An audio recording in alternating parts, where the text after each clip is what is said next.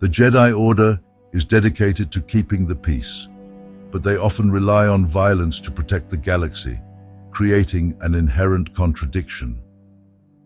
The Jedi claim they only use force for defense, never for attack. Yet if their goal is peace, can they justify using violence, even against enemies like droids which aren't alive? And can violence ever truly lead to peace? This contradiction is evident in Attack of the Clones when Mace Windu says, "We are keepers of the peace, not soldiers." This statement reflects the Jedi's traditional role of protecting peace through diplomacy and restraint. But by the end of the film, the Jedi find themselves doing exactly what they once rejected, leading the clone army into battle. To explore these moral challenges, we can look at different philosophical ideas, such as pacifism, the belief that violence is always wrong, and just war theory, which argues that violence may be necessary in some situations. By analyzing key moments from Star Wars, we can better understand the difficulties the Jedi face in trying to stay true to their peaceful ideals while using violence to confront threats.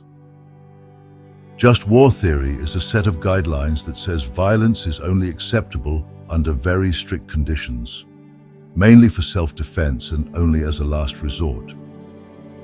The Jedi seem to follow a similar idea. They use force only when they believe all peaceful options have failed. This approach is clear in Attack of the Clones, when the Jedi reluctantly take charge of the clone army to protect the Republic from the Separatists, who they fear could destabilize everything. But even if just war theory allows violence in some cases, it's still questionable. Can the Jedi justify fighting if their main targets are droids, which aren't really alive? By fighting droid armies, the Jedi may feel they're avoiding harm to living beings. However, repeatedly using violence against even non-living targets could make the Jedi more comfortable with violent solutions overall. Over time, this could shift them from being peacekeepers to being warriors, blurring the line between defending peace and actively seeking out conflict. When Jedi like Mace Windu and Yoda lead troops into battle, they embody this gray area where justifying violence for good might actually lead to accepting it as a primary tool. This approach is very different from pacifism, which would urge the Jedi to reject violence altogether and find non-violent ways to respond to threats. The Jedi often argue that their use of violence is necessary to protect the Republic and its values. Can harmful actions, like violence, be justified if they aim to achieve a good outcome, such as peace? This idea aligns with utilitarianism, a philosophy that says an action is morally right if it results in the greatest good for the greatest number. The Jedi seem to use this logic to defend some of their choices. We see this approach in The Phantom Menace, when Qui-Gon Jinn uses a mind trick to influence others to get what he believes is the best outcome. This act isn't violent, but it's still manipulative. He's treating people as tools for his goals. Obi-Wan Kenobi does something similar in A New Hope, when he influences stormtroopers' minds with, "These aren't the droids you're looking for." Though non-violent, these actions introduce small moral compromises that seem harmless at first, but lead to bigger issues down the line. This ends justify the means reaches its peak in Revenge of the Sith, when Mace Windu decides that Chancellor Palpatine, who is secretly a Sith Lord, must die instead of facing trial.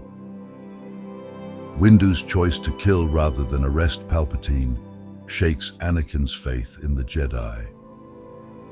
Watching Windu abandon the Jedi principles of justice and due process makes Anakin question whether the Jedi are any better than the Sith, who also justify violence to reach their goals. This moment marks a turning point for Anakin, leading him to believe the Jedi are hypocrites and ultimately pushing him closer to the dark side. The philosopher Friedrich Nietzsche once warned that those who fight monsters risk becoming monsters themselves. The Jedi face a similar challenge.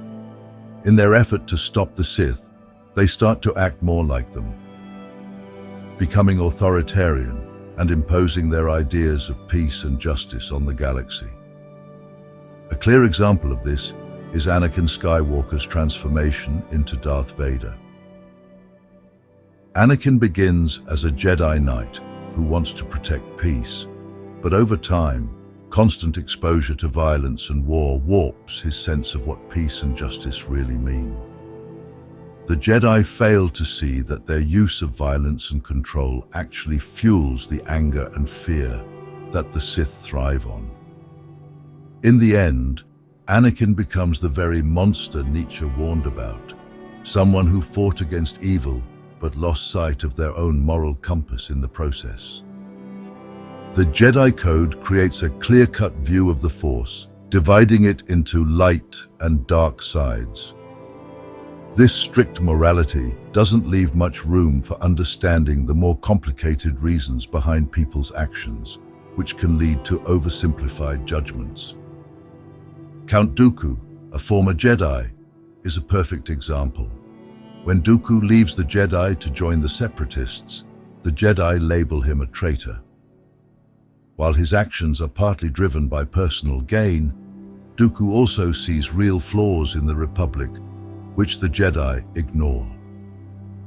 Instead of listening to his concerns, they focus on defending the Republic as it is, missing opportunities for peaceful solutions that might have prevented the war. In Return of the Jedi, Luke Skywalker challenges the Jedi's strict black and white view of morality when he refuses to kill Darth Vader, his own father, even though both Yoda and Obi-Wan tell him to.